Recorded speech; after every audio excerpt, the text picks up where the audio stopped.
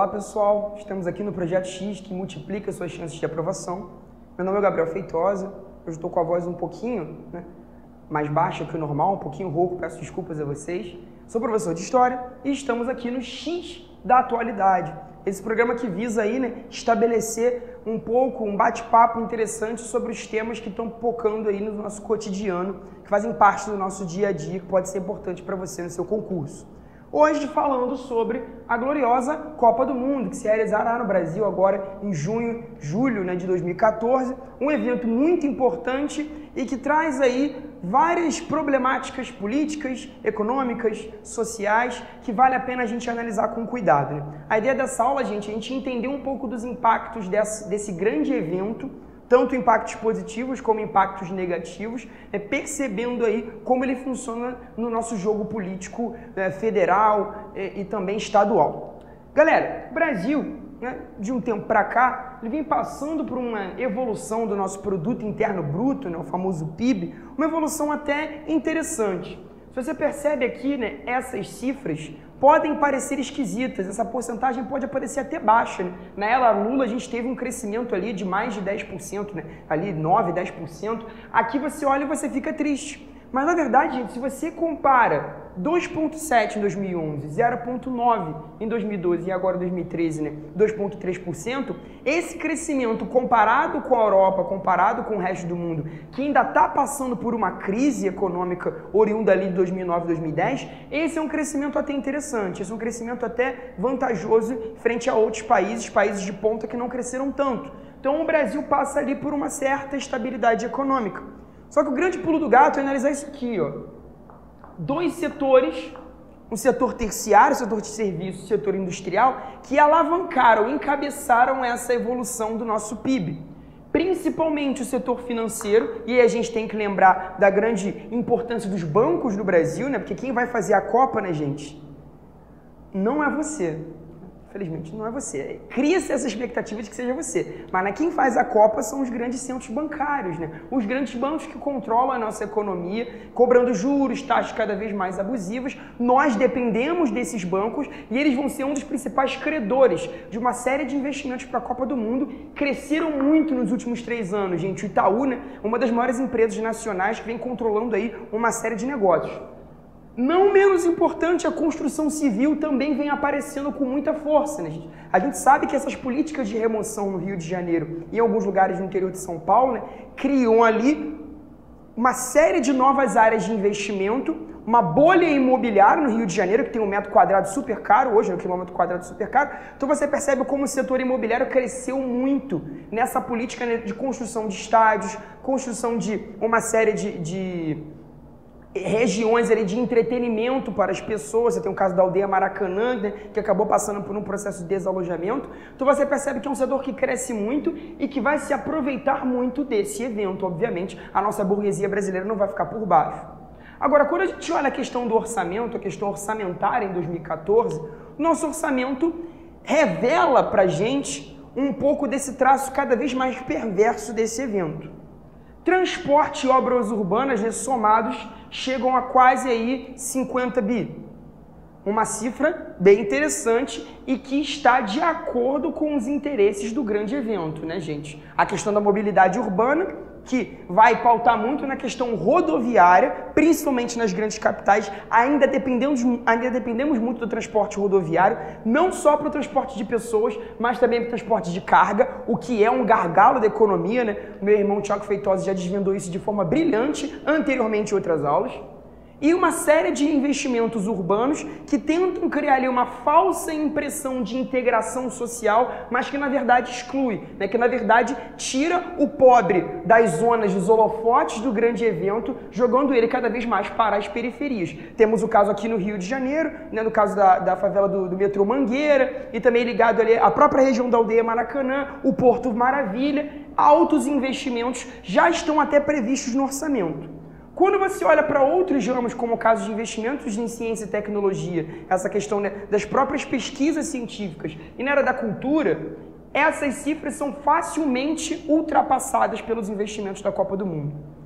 Então aqui você percebe um nítido uma nítida escolha política dentro desse evento. Pouco importa uma questão de investimento nas áreas universitárias, as nossas bolsas aí, né, sempre atrasadas, sempre ali passando por processos de sucateamentos, e a cultura brasileira, que é uma piada, né, gente? Então você percebe aqui já uma intenção política. Os grandes papas da economia já estão prevendo uma hiperinflação, né, um pico justamente em julho, chegando aí, né, a mais ou menos 6,5%.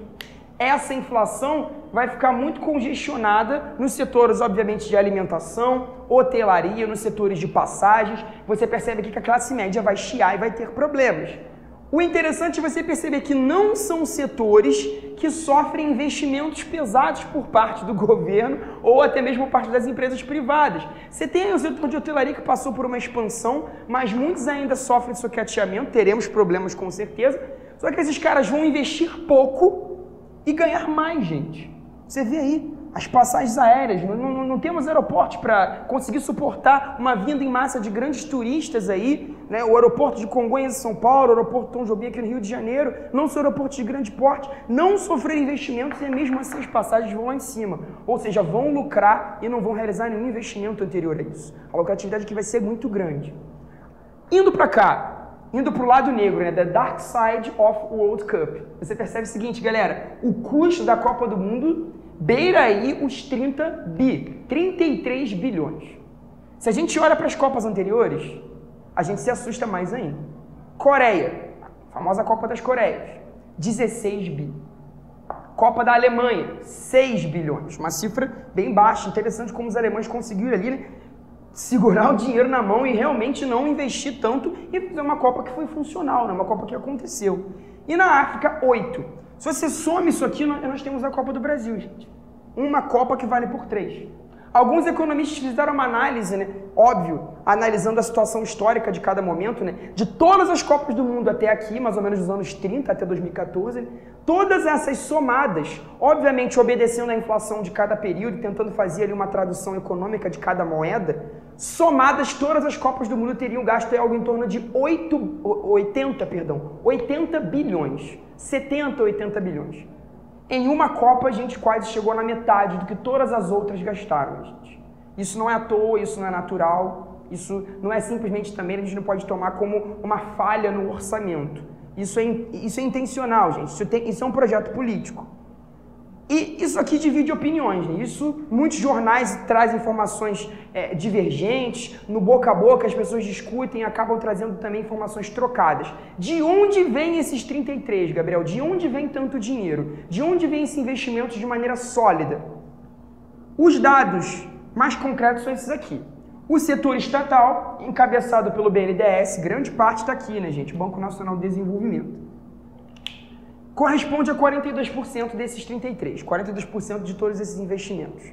E o setor privado, como a gente disse, né, o setor financeiro, aquela coisa toda, corresponde a 58%, ou seja, a maioria do dinheiro vem do setor privado, vem do bolso da burguesia mercantil brasileira.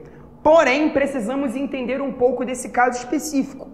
Esse setor privado, ele só tem essa prevalência, ele só tem essa força, porque o setor público, o setor estatal, concede crédito, gente, uma ampla concessão de créditos do setor público em direção ao setor privado. Você tem o caso de 2013 e 2014, você teve um acréscimo, né, de 20% do aumento do crédito de setores públicos para setores privados no ramo da hotelaria.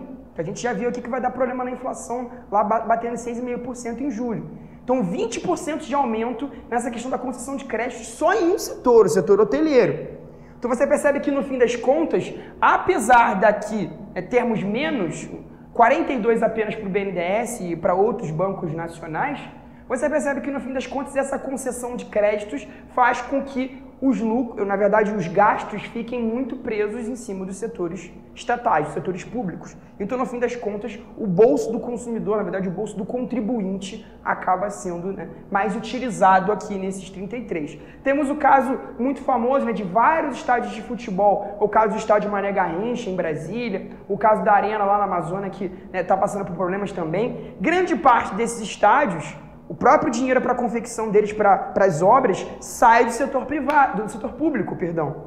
atrelado também ao dinheiro que os próprios estádios de futebol, que os próprios clubes de futebol acabam também injetando. Então você tem uma parceria público-privada nesse setor, mas o setor público acaba prevalecendo por conta da concessão de créditos. Então, aqui, gente, nós estamos sustentando de maneira muito mais expressiva esse evento em detrimento de um esvaziamento de vários outros setores. O legado dessa Copa, Gabriel, a gente sempre, quais vão ser as consequências? O governo diz que as consequências vão ser incríveis, né? Vamos ter a geração aí de algo em torno de 3 milhões de empregos, 3 milhões e 600 mil empregos, né? Gente, 3 milhões e 600 mil empregos no espaço de um mês. Não esqueçamos disso, né? No momento que a Copa acabar, esses empregos acabarão junto com ela. Ou pelo menos grande parte deles, mas se não todos, né? Então você percebe que é uma questão sazonal. Um outro legado importante, o setor do financeiro e principalmente o setor da construção civil, gente, vai passar aí por investimentos pesados, beirando a cifra de 8 bilhões. Então a construção civil vai ganhar muito nesse período, não só da Copa, mas posteriormente. A gente percebe aqui um forte zoneamento socioespacial, áreas de valorização cada vez maiores e áreas de desvalorização urbana. No caso do Rio de Janeiro você percebe isso claramente, como o setor, né,